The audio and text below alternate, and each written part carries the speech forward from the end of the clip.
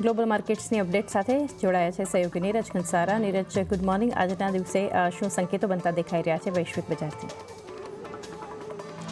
जी good morning चांदनी ने जो अपना बजारों तो गई काले फ्लेट लेवल पर बंद थया था, परंतु ओवरऑल वैश्विक बजारों है त्या पर आपने फ्लेटिश ज कामकाज गई काले जोवा मळ्युं छे। डाओ थोड़ो पॉजिटिव निशान में बंद थयो छे, परंतु S&P 500 ने नास्डेकनी अंदर आपने थोड़ो घटाडो जोवा मळ्यो। हवे डाओनो सतत छठ्ठो दिवस है कि ज्यारे अहींया आपने अहींया एक सतत तेजी जोवा मळी रही है।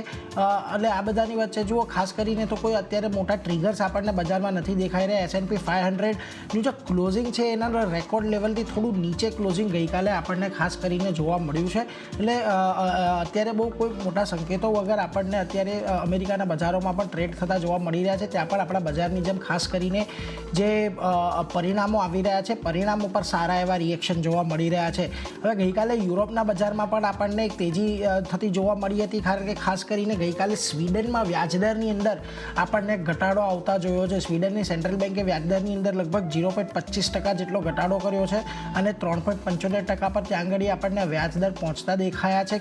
ખાસ વાત કરીએ તો 2016 બાદ પહેલી વખત એવું થયું છે કે સ્વીડને વ્યાજદર અહીંયાથી ઘટાડ્યા છે। જો હવે ખાસ કરીને અહીંયાથી આખા જે વિશ્વ છે વિશ્વની થોડીક ફાઇનાન્શિયલ જે નાણાકીય પરિસ્થિતિ છે ત્યાં આગળ હવે થોડોક ચેન્જ આવી રહ્યો છે। જાપાને લગભગ 17 વર્ષ બાદ પોતાના વ્યાજદરોની અંદર કોઈપણ પ્રકારનો ફેરફાર કર્યો હતો। સ્વીડન હવે અહીંયાથી વ્યાજદરની અંદર ઘટાડો કરી રહ્યું છે। US ફેડ જ્યારે પણ હવે વ્યાજદર કાપ કરશે ત્યારે લગભગ 2022 બાદ તો આપણને પહેલો જ વ્યાજદર કાપ જોવા મળશે। એટલે જુઓ અહીંયાથી ખાસ કરીને જે પ્રકારે અત્યારે આખી પરિસ્થિતિ નિર્માણ થઈ રહી છે થોડુંક ક્વોન્ટિટેટિવ ઇઝિંગ તરફ વિશ્વ જઈ શકે એવા અત્યારે સંકેતો છે। બીજી તરફ યુએસની અંદર બોસ્ટનના જે ફેડના પ્રેસિડેન્ટ છે સુસાન કોલિન્સ એમનું એક નિવેદન આવ્યું છે।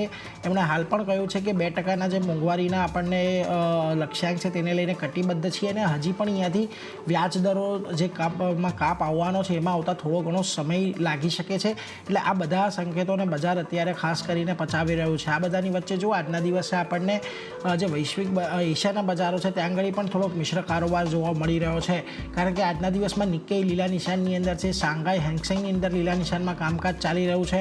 તાઇવાનના બજારો પણ આજે થોડીક તેજી દર્શાવી રહ્યા છે, પરંતુ ખાસ કરીને કોરિયાના બજારો અને સિંગાપોરના બજારોની અંદર આજે આપણને થોડુંક દબાણ સાથેનું કામકાજ જોવા મળી રહ્યું છે। હવે ગઈકાલે જુઓ આપણે કેશ લેવલ પર તો ખાસ કરીને ફ્લેટ બંધ થયા હતા, પરંતુ ફ્યુચર્સના લેવલ પર 11 પોઈન્ટનો ઉછાળો જોવા મળ્યો હતો અને 22,392ની આજુબાજુ બંધ થયા હતા। અત્યારે 387ના સંકેત આપણને ગિફ્ટ નિફ્ટી આપી રહ્યું છે। એટલે આજના દિવસમાં પણ અહીંયા ખાસ કરીને આપણે મહત્ત્વનું એ જોવાનું છે કે કઈ રીતે બજાર અહીંયાથી ટ્રેડ કરતું જોવા મળે છે, કારણ કે આજના દિવસે એક્સપાયરી પણ છે અને ખાસ મહત્ત્વની વાત કે PCR રેશિયો આપણો નિફ્ટીનો ઘણો નીચલા લેવલ પર પહોંચી ગયો છે। જી, તો ઓવરઓલ એક